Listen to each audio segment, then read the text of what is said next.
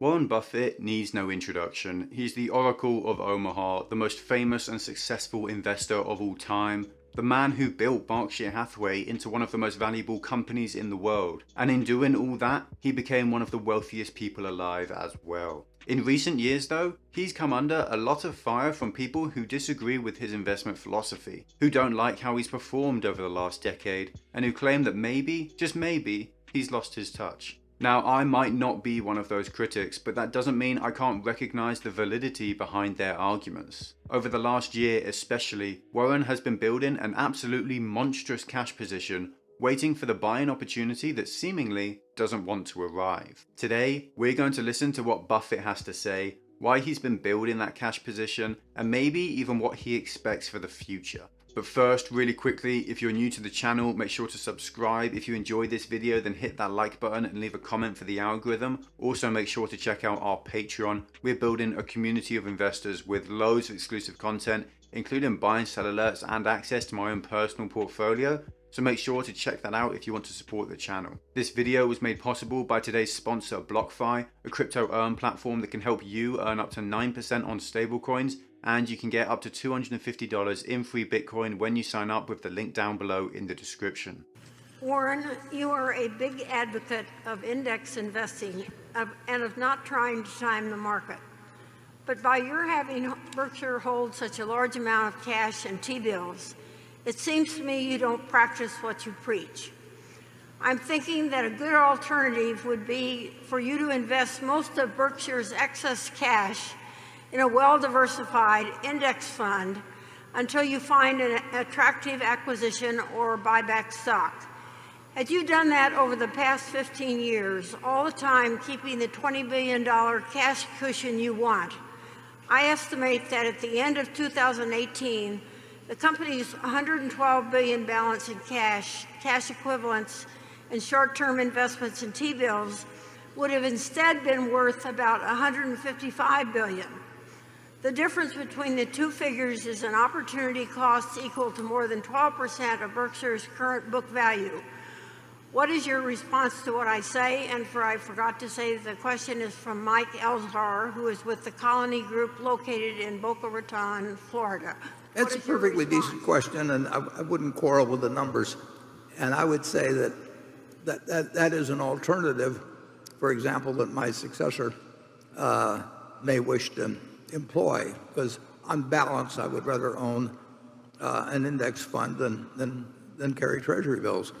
I would say that if we'd instituted that policy in 2007 or 8, we might have been in a different position in terms of our ability to move late in 2008 or 2009. So it has certain execution problems with hundreds of billions of dollars than it does if you were having a similar policy with $1 billion or $2 billion or something of the sort. But it's perfectly rational observation, and certainly looking back on 10 years of a bull market, it really jumps out at you. But I would argue that if you were working smaller numbers, it would make a lot of sense. And if we're working with large numbers, it might well make sense in the future at Berkshire to operate that way. You know, we committed $10 billion a week ago, and there are conditions under which, and they're not remote, they're not likely in any given week or month or year, but there are conditions under which we could spend $100 billion very, very quickly.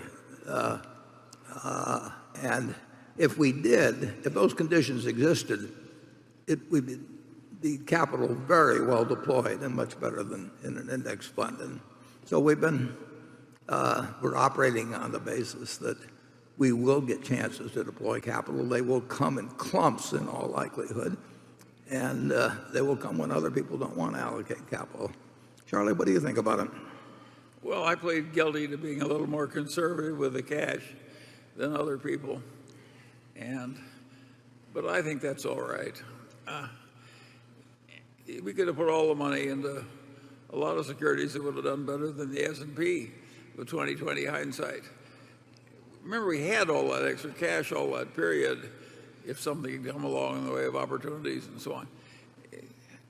I don't think it's a sin to be a little strong on cash when you're as big a company as we are.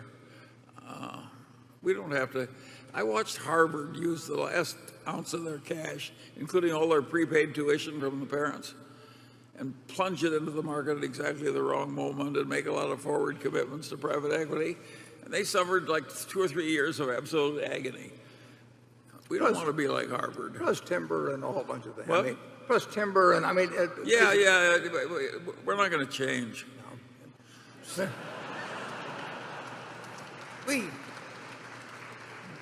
We do like having a lot of money to be able to operate very fast and very big, and we don't. And maybe we won't. We know we won't get those opportunities frequently. I don't think. Certainly, in the next 20 or 30 years, there'll be 2 or 3 times when it'll be raining gold, and all you have to do is go outside. But we don't know when they will happen, and we have a lot of money to commit. And I would say that if you told me I had to either carry short-term treasury bills or have index funds and just let that money be invested in America generally, I would take the index funds. But we still have hopes. And the one thing you should very definitely understand about Berkshire is that we run the business in a way that we think is consistent with serving shareholders who have virtually all of their net worth in Berkshire. I happen to be in that position myself, but I would do it that way under any circumstances. We have a lot of people who trust us, who really have disproportionate amounts of Berkshire compared to their net worth if you were to follow standard investment procedures. And we want to make money for everybody, but we want to make very, very sure that we don't lose permanently money for anybody that buys our stock somewhere around intrinsic business value to begin with. We just have an aversion to having 1 million plus shareholders, maybe as many as 2 million, and having a lot of them ever really lose money if they're willing to stay with us for a while. And we know how people behave when the world generally is upset, and they want to be with something. I think they want to be with something that they feel is like the Rock of Gibraltar, and we have a real disposition toward that group.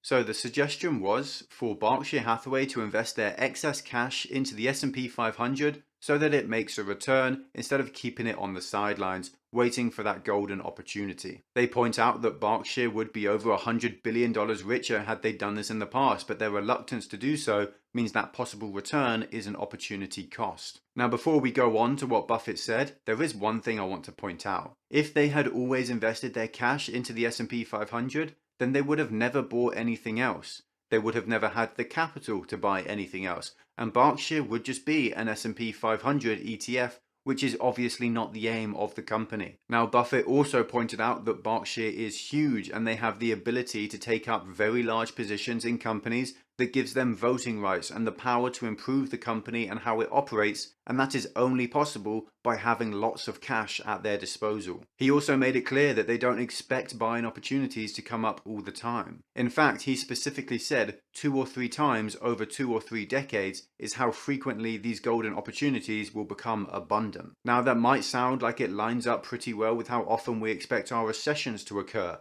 and that's for good reason. These major buying opportunities arise when no one else has the capital, because they've lost it all in the markets. They arise when those who do have the capital are too fearful to buy back into these golden opportunities. Now, Munger also pointed out that risk tolerance is an important factor as well, and investing all your cash into the markets is not a safe way to invest. He even brought up Harvard's unfortunate history with that philosophy and why it bit them on the arse. Now, I know this video was from 2019, before the pandemic, before the lockdowns and the huge quantitative easing, But Buffett's position really doesn't seem to have changed at all. He still seems pretty certain that the markets are overvalued, that there aren't many opportunities right now, and he is going to continue building a cash position to ensure that when the markets do tank, when the meta of the investing world flips, he's back on top. After 10 years of losing out to the indices, it can be tempting to think that maybe Buffett has lost his touch. And while some people like to preach that you should never bet against Elon Musk, in my mind, you should never bet against Warren Buffett. Now, to all the regular viewers of the channel, I am right in the process of moving house.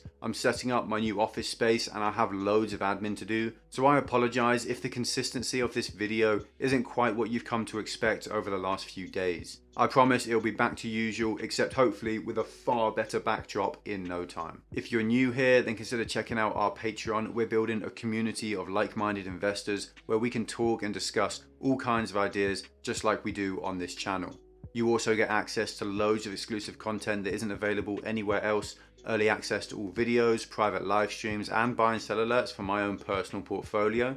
We've also almost met our goal of reaching 100 patrons, and once we do, I'm going to hire a full-time video editor to help me put out even more content just like this. If you enjoyed this video, then make sure to subscribe. If you want to help spread the word, then consider liking the video and leaving a comment, and YouTube will do its part by pushing this video out to more people just like you. I really do appreciate all the support you give the channel, even if it's just leaving a like. There's also a link down below in the description to my other channel that you can check out as well. Finally, there's also a link to BlockFi where you can get up to $250 in free Bitcoin, and you can earn interest on whatever crypto you hold, whether it's Bitcoin, Ether, or stablecoins. You can earn as much as 9% interest a year. I personally hold about $15,000 on BlockFi in the form of stablecoins, which earns me 9% interest, while still being able to access that cash if there's a market downturn, but I don't have to put up with the measly 0.1% returns I'd get on a savings account. So if that sounds interesting to you at all, then make sure to check out BlockFi. Thanks for all the support recently, thanks for watching, stay stoic, until next time.